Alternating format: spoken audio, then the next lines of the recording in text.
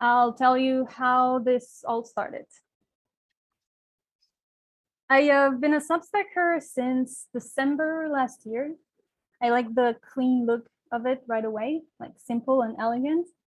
And since my work as an architect is through visuals, I use it as a tool for thinking. It was natural for me to just start drawing my posts, and then people came, saw them, asked if I could do a line break for them, or an image, or a portrait, and stuff like that. And so after trying to make each of these drawings for other Substacks match the Substack, I had a sort of aha moment. My aha moment was that the visuals speak before the text. The people who see your Substack for the very first time will always be attracted to the visuals before they get into the text. So what do the visuals of your Substack tell the visitors? Your answer can be, as abstract or as long-winded as you want. And we'll talk about all of these in the breakout rooms.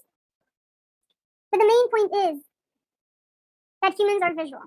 Humans are primarily visual beings. In any given second, the human body engages with and processes 11 million bits per second of multisensory information, 10 million of which are visual, 50 bits of which are conscious.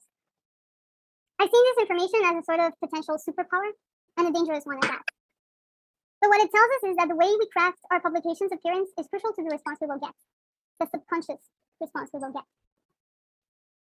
There are various ways in which a first visitor will encounter your publication via the Substack Discover engine and the Substack network, via the social media, either through a specific post or through a homepage, via email forwarding, via automatic recommendations features, or the recommendation bar on the sidebar of another Substack. In the scenario of a Substack network user flow, the words we lay out to the world to read will only get to be read if, one, they've reached the doorstep of our publication, they've chosen to step into the homepage, and then they've been tickled by one of your posts and chosen to go there. All of these choices are happening in a fraction of a second. So how do you check out a new Substack when you know nothing about, that you visit for the first time, is another question that we can ask ourselves. Where do the most first visitors come from on your Substack? Not subscribers, visitors. What we want to do is convert more of the visits, of the first visits, into subscribers, right? So where do people first come from? We're animals of prey. We go for shiny and moving stuff. We go for faces and for puppies, for colors that mean healthy. We go for symmetry. So how can we make the most out of that? What does it mean to us specifically for Substackers? The first impression is something that sticks with people more than we're willing to admit. The way you first register something, the idea that you have of said thing or person or whatever, is the blueprint for all further reading of it. It also somewhat sets the expectations as to what the actual thing will turn out to be.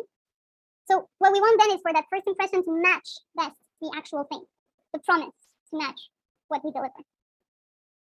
Your Substack's appearance is your promise of value. It's your saying, look, I made this, want to jump in? If they decide not to jump in, they will never get to read your actual content. And if they don't do that, they will sure as hell not click on the subscriber button. So I want to entice them all the way from the outside place where we found them to our homepage, to choosing a post, to reading it, to saying, that's interesting, to hitting that magical button of joy. We want to lead them step by step towards a specific place.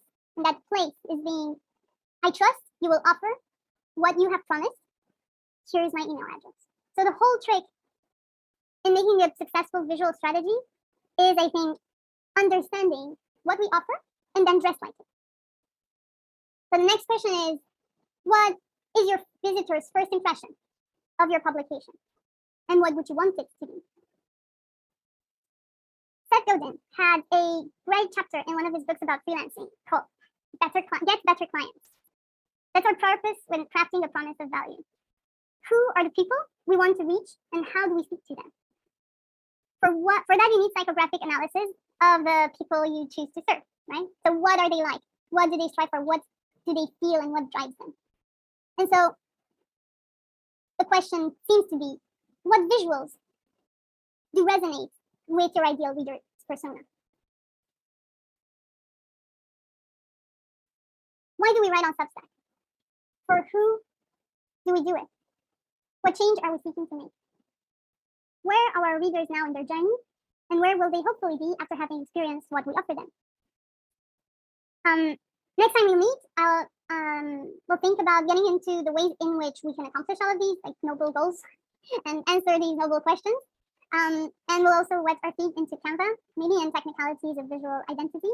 But in the meantime, I invite you to come into breakouts, and we'll have 10 minutes where there will be 3 of you each, and the topic of your discussion will be the questions that that I dispersed throughout the presentation. I'm going to write to them. I'm going to write them in the chat for you.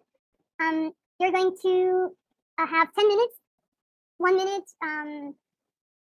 for thinking about the questions and present. No, sorry. If we do that in the breakout rooms, that's not going to work. How about we do 1 minute of thinking before the breakout rooms and then go into the breakout rooms? And then you'll have 10 minutes. You'll have 3 minutes each. No, 1 minute each to present your Substack and everything, and then the rest of the 7 minutes to discuss your Substack's visual who and why. I'm going to stop the share and start the music, and then I'm going to give you the questions in the chat if you haven't gotten the chance to note them down.